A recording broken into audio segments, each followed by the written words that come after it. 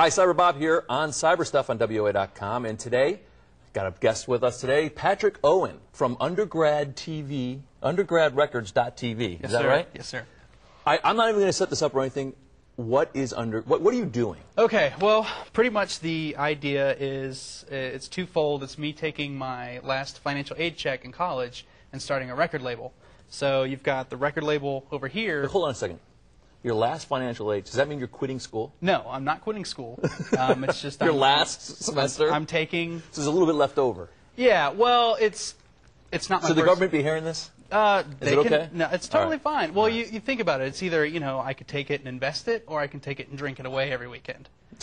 So I know what I do. Yeah. Well, when it comes to what people do with the I'm sorry, I interrupted you. Okay, so what is Yeah. what? Tell me. Okay, so pretty much it's not my first financial aid check, so I've got a little bit of money tucked away, so I can take this money and feel good about taking my check, trying to start a business. So you thought you'd do something a little different with the money? Yeah, like actually my high school counselor told me about a friend of his who bought motorcycles with his money. So I was like, okay, I don't ride motorcycles, so it's I'll start a business. Try to do that because I don't. So you decided to start a business with the Can I say how much it was?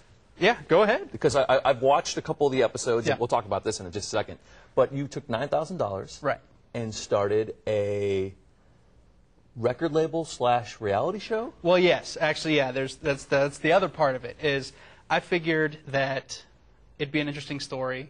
Somebody risking their last financial aid check. First of all, to do anything, but a lot of people are interested in music and the way the music business works. And since I've been in it, all the stuff that I've seen, a lot of people are like, "That's cool that you got to do that." So this is kind of a way to show everybody how that works. Show the whole process. Yeah, show everything. I mean, the stuff that I have access to, it's, studios, it's like people who are in that environment, famous artists, like people that normal people wouldn't get to meet with, I can actually show them what it's like to do that. So you and your photographer, RJ, who's actually here right now, decided that you're going to just document from beginning to wherever you go. Yeah.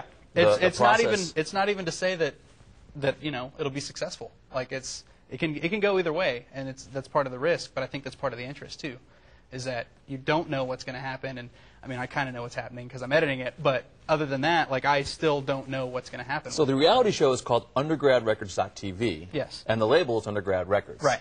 And I guess that's .com. Yes. Have you signed any bands yet? As of this time, no. It's one of those things where, I think with the first act, a lot of labels can go out and sign multiple acts and hope that one hits. And, if one hits, then it helps kind of offset the cost of the rest. But I don't have that kind of money.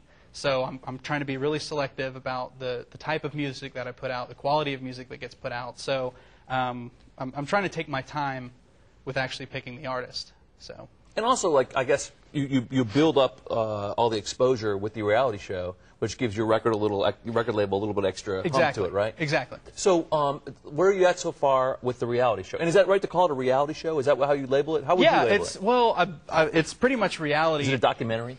No, I've seen some of it. Is it a documentary? When you're all pimping out, that wasn't a documentary. Well, see, and that's kind of the thing, because the moment that, and that was something that we had talked about. Obviously everything is reality. I guess I want to say up to a point, but since I'm editing it, I can do whatever I want. And so the dream sequence with me, pimping it out was the first thing that popped into my head during the discussion with Mac. So I was like, we're doing this on our own. Let's have some fun with it. So I went, later on, we went and shot that scene, and I just put it in because I thought it'd be funny. Yeah. And so I mean, it's kind of one of those things. It was funny. I mean, well, but it's like. I figured that I know it's kind of a break from reality, but it's still what I was thinking, and I have the ability to shoot it, and I just, it's something different. Like, you don't see post stuff in reality shows, and, This is a pretty successful reality show, I would think. I was looking at the YouTube views this morning. Episode 1 has over 100,000 views. So you've been viewed. That's huge on the YouTube world. I don't think people understand just how big, because a lot of them out there, a lot of people get stuff out there and it gets viewed maybe 1,000 times, a couple thousand times. Right. 100,000 is like a whole new level on YouTube. And and that was the first one, and we're up to episode 2 now.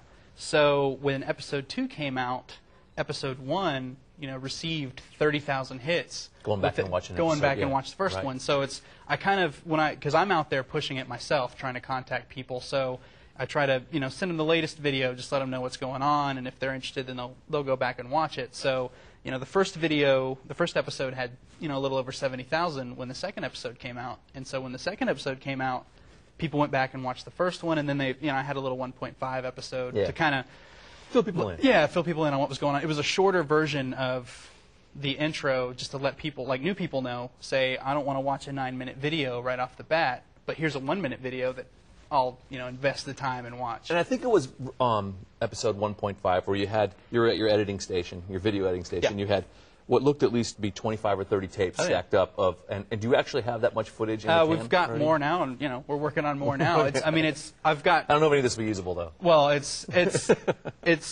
a lot of stuff. Like a lot of it is footage of stuff that's actually happened, but a lot of it too is. One of our ideas is to increase the production value of the stuff that's out there that's produced by individuals. So, you have all the stuff on YouTube, and it's a webcam, and it's not great quality.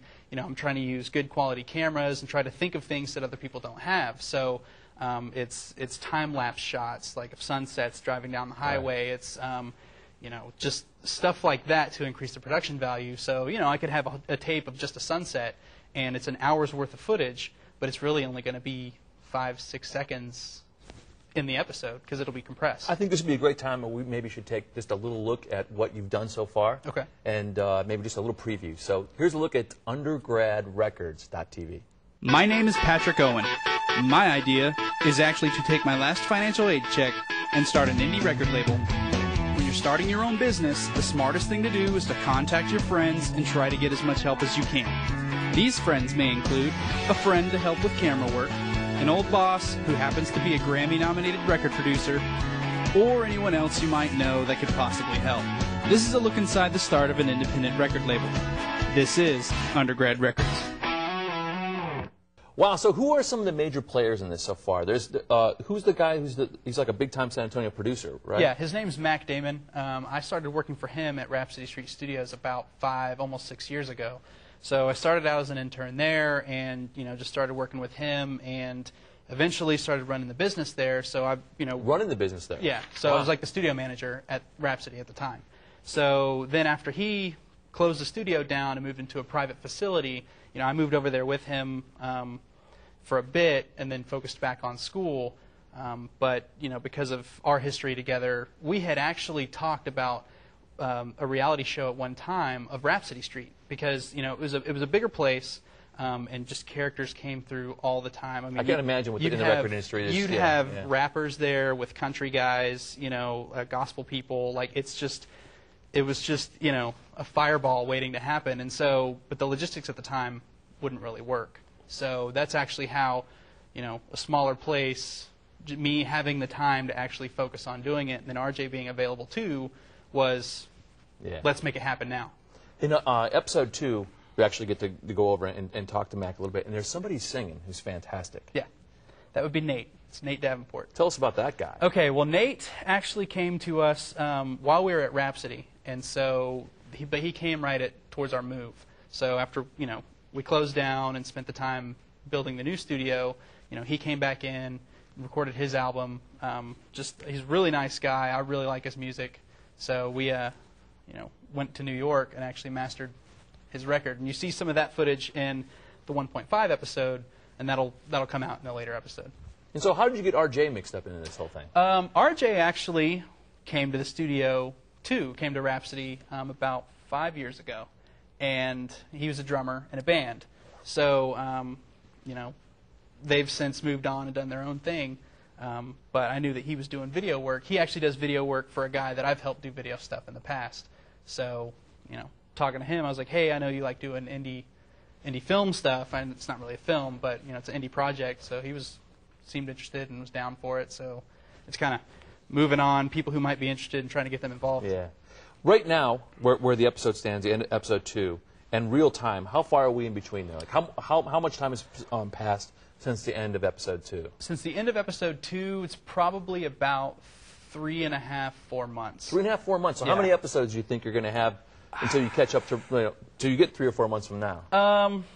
Well, I could probably, do 4 or 5 or 6 more to catch people up, and then, to this point right now. But that's not even counting. Yeah, I'll have more So you always footage. plan to stay about 3 or 4 months behind. Okay. Is there any kind of sneak peek or anything you could tell us right now about what's coming up that might get people to really want to watch? Yeah. Well, the 3rd episode, I'm actually meeting with a PR firm here in town. So that, I'm not going to say what happens with that, but that's coming up, and then we have the trip to Las Vegas. We have the trip to New York. Oh, a Vegas trip. A Vegas trip, yes. Did you take RJ on that one? Actually, RJ could not make that. That's not fair, man. Yeah. So, but I promised him that I would take him back. So, but we had the Vegas trip, and then New York, like I said, to master Nate's record, and then just other stuff that's happened since then. So. And you talk about yourself in the opening and in the first episode as a soon-to-be college graduate. So how long until you actually graduate, or how have long? you? I actually have graduated. Okay. So that's I've got footage of that. So that's actually going to be, later on in one of the episodes. You get to see that happen. So I don't know if that's giving everything away, but it's kind of. I think we pretty much figured if you're in your last semester, you're going to make it through. Yeah, I wouldn't be here right now. And what school are you going to? What did you go to? Did you graduate from? Yes, I graduated from the University of Texas at San Antonio. So. UTSA. Yeah. And what's next for you? I mean, is this your gig for a while, or is this something that's going to be a side project for you as you do something else? Right now, it's kind of the full-time gig. I mean, you can't really make an investment if you don't plan on following through with it. So I'm trying to stick with it as long as I can. The money that Matt gave me definitely helps. It's still kind of the two-entity thing. It's kind of the show and it's the label. So if somebody was interested in the show, then I'd be all about talking to them about helping me fund the show. But the label thing is the main focus. So the label will happen with or without the show. I would just like the show to be a part of it to show everyone else how the process works. Is there any particular kind of band that you're interested in signing on the label? Is there a certain kind of music you're trying to identify the label, or are you open for anything? I'm kind of more into indie rock, so that's kind of how I'm planning on going, but I love pop music too. So I'm not thinking anything like a Britney Spears. I'm thinking more like the Paramore genre, like, Paramore, Forever the Sickest Kids, like bands like that who are more, I don't want to say... edgier, maybe. Yeah. Like, it's, well, I mean, I guess we're talking about Britney Spears. It's about as edgy as you can get. She shaved her head, come on. Yeah. So if anybody wanted to get a hold of you or watch the show, what do they do? The best bet for everything is to go to the website, the main website, which is undergradrecords.tv. We also have a YouTube channel. There's a MySpace page. I'm on Twitter. I'm just trying to get the internet presence out there. So you could even just Google Undergrad Records, and you will run into my video. You run into it somewhere. But really, everything's linked from undergradrecords.tv, really. So that's the place to go. Well, hey, I appreciate you coming in, talking to us today, and good luck to you. All right, thank you.